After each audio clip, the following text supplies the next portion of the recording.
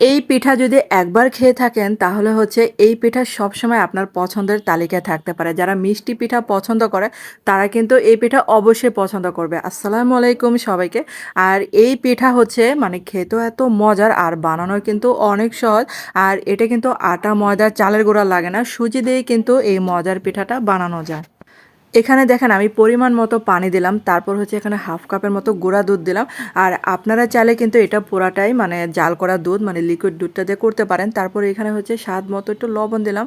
আর এখানে হচ্ছে ১ কাপের মতো সুজি দিয়ে দিলাম। তারপর হচ্ছে এটা এখন অনবরত নেড়ে এখন একটা ডো তৈরি করে নিতে হবে।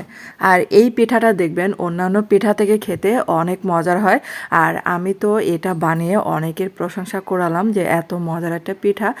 আর এই ডোটাকে কিন্তু গরম গরম অবস্থায় মথে নিতে হবে, তাহলে আবার ঠান্ডা হলে কিন্তু সুজিটা একটু মানে শক্ত হয়ে যায়। আর এখানে মানে স্বাদটা আরও বাড়ানোর জন্য কিছুটা ঘি দিয়ে দিলাম। আর ঘিটা দিলে মানে এটার অন্যরকম একটা স্মেল হয়। তারপর হচ্ছে ঘি দিয়ে আবারও ভালো করে এটা মথে নিতে হবে।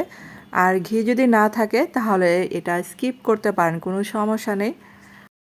তারপর হচ্ছে এটা ভালো করে মথে নেওয়ার পর এখন হচ্ছে অল্প অল্প করে ডো নিয়ে এখন দেখেন এই যে লাভ আকৃতি মানে বানিয়ে নিলাম। আর এটা কিন্তু কোনো মানে কাটা লাগবে না, কুকি কাটা লাগবে না, এটা হাত দিয়ে কিন্তু সহজে ডিজাইনটা করা যায়। তো আমি দেখেন হাত দিয়ে কত সহজে ডিজাইনটা করে নিলাম। আর এভাবে করে মানে অনেকগুলো মানে পিঠা বানাতে পারবেন। তো এরকম করে মানে সবগুলো কিন্তু বানিয়ে নেবেন। আর এই যে চামিচ দিয়ে একটু সাইডে কিন্তু কেটে নেব এটা, মানে ডিজাইনটা আরেকটু সুন্দর হওয়ার জন্য। আর সেমভাবে কিন্তু সবগুলোই পিঠা আমি বানিয়ে নিলাম। আর এই যে দেখেন দেখতে কত সুন্দর লাগছে না। তারপর হচ্ছে এগুলাকে তেলে ভেজে নেব। আর এই হৃদয় হরণ পিঠাটা হচ্ছে মানে কালারটা যখন একটু মানে ডিপ আসবে তখনই কিন্তু নামিয়ে ফেলতে হবে। আর এগুলাকে আমি চুলার আঁচটা মিডিয়াম আঁচে রেখে ভেজে নিলাম। আর দেখেন আস্তে আস্তে দেখেন কালারটা কিন্তু চলে আসতেছে। তো আর একটু ডিপ হলে কিন্তু আমি এগুলো নামাবো, যাতে আরও সুন্দর লাগে দেখতে।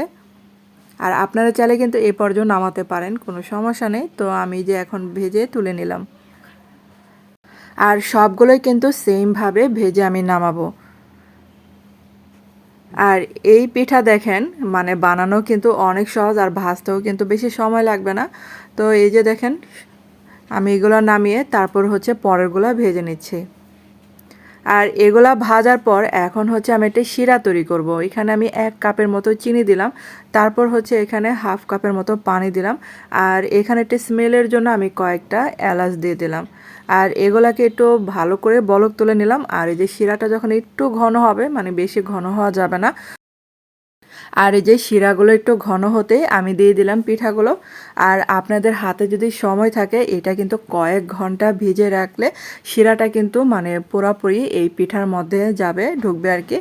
আর আমি কিন্তু মানে সময় কম দেখে এটাই যে একটা দুইটা বলক তুলে নিচ্ছি, যাতে শিরাটা দ্রুত এটার ভিতরে ঢুকে পড়ে। আর এই যে কম সময়ের জন্য এই জন্য আমি কয়েকটা বলক তুলে নিলাম। তো এটা কিন্তু দেখেন হয়ে গেছে। তারপর হচ্ছে এই পিঠাটা গরম গরম খেতে এবং ঠান্ডা অবস্থায় দুই অবস্থায় খেতে কিন্তু অনেক মজার হয়।